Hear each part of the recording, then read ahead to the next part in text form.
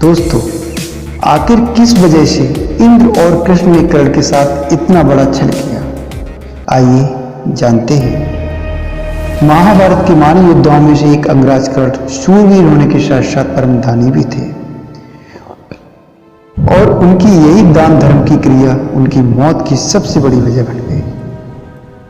भगवान श्री कृष्ण यह बात अच्छी तरह से समझते थे कि जब तक कर्ण के पास उसके कवच और कुंडल हैं तब तक उसे कोई मार नहीं सकता।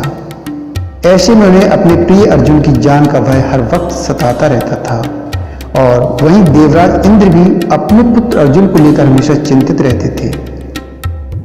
कृष्ण और इंद्र दोनों ही अच्छी तरह से जानते थे कि युद्ध भूमि में अर्जुन की सलामती के लिए कर्ण के कवच और कुंडल उनसे लेने ही होंगे। तब कृष्ण ने इंद्र को एक उपाय सुझाया और इंद्र को एक भिक्षुक का वेश बनाकर कर्ण के द्वार पर जाने को कहा। इंद्र को भगवान कृष्ण की यह बात समझ में आ गई और वो उसके द्वार पर एक भिक्षुक का रूप बनाकर सभी भिक्षुकों के साथ पंक्ति में खड़े हो गए ताकि उन्हें कोई पहचान न सके। कर्ण दान स्वरूप सभी को कुछ न कुछ दे रहे थे। जैसे ही इंद्र की बारी आई तो उन्होंने कर्ण से कहा, हे राजन, मैं बड़ी दूर से आपका नाम सुनकर आया हूँ कि इस धरा पर आपसे बड़ा कोई दूसरा दानी नहीं है, मगर फिर भी मैं चाहता हूँ कि आप संकल्प लेकर मेरी शंका को दूर करें।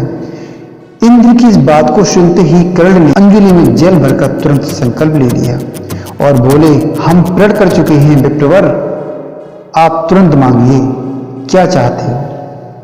इंद्र ने बिना एक क्षण गंवाए कर्ण से उनके कवच और कुंडल दान में मांग लिए और जैसे ही इंद्र ने कवच और कुंडल कर्ण से मांगे मानो कि कर्ण के सामने तूफान सा आ गया। लेकिन संकल्प में बंद कर कर्ण ने हंसते हंसते उन्हें अपने कवच और कुंडल खंजर की सहायता से काटकर अपने शरीर से अलग किए और भिक्षुक के रूप में आए हुए इंद्र भगवान को दे दिए।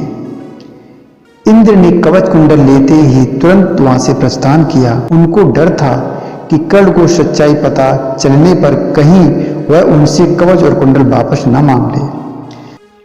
जैसे ही इंद्र दूर खड़े अपने रथ पर सवार हुए, रथ भूमि में धंस गया। तभी आकाशवाणी हुई, हे देवराज इंद्र, तुमने बड़ा पाप किया है। अपने पुत्र अर्जुन की जान बचाने के लिए तुमने कर्ण के साथ छल किया है। अब ना तुम यहां से आगे जा सकते हो, ना ही तुम्हारा रथ। तब इंद्र ने आकाशवाणी से पूछा, अब मेरे लिए इससे बचने का उपाय क्या है। तब आकाशवाणी ने कहा, अब तुम्हें दान में ली गई वस्तु के बराबर कोई वस्तु का दान करना होगा। इंद्र को मजबूरन यह बात माननी पड़ी। अब वह अपने असली वेश में कर्ण के पास गया। कर्ण ने कहा कि देवराज, आदेश कीजिए, आपको और क्या चाहिए मुझसे। कर्ण को सारी बातें समझ आ गई थी।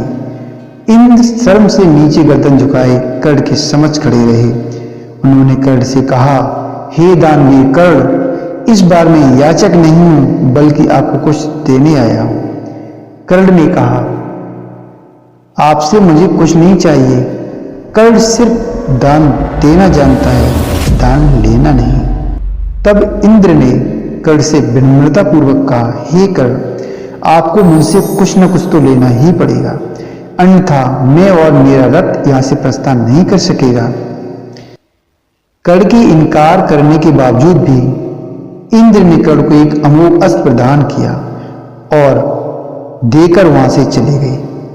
साथ में यह वरदान भी दिया कि तुम इस अस्त्र का प्रयोग एक बार ही कर पाओगे और जिसके ऊपर करोगे वह बच नहीं पाएगा, उसकी मृत्यु निश्चित ही होगी।